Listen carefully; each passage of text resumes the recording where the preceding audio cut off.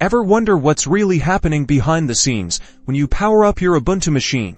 First, when you press the power button, your computer launches the firmware.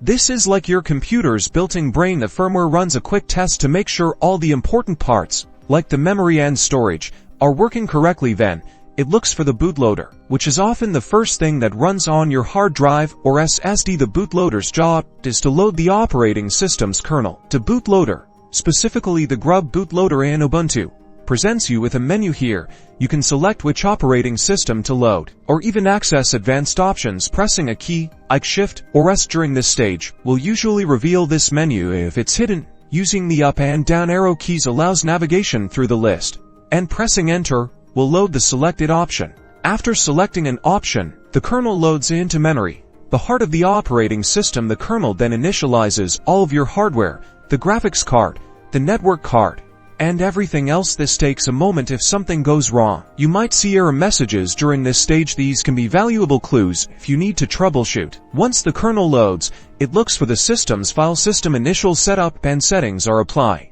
and the graphical environment is loaded, giving you the login screen. Once logged in, boom, you're in Ubuntu, ready to work. Knowing these steps helps you understand startup behavior and solve potential problems. Troubleshooting often involves understanding these boot stages to identify where things go wrong, so you can get back up and running quickly. Next time, try exploring the GRUB menu to tailor your system.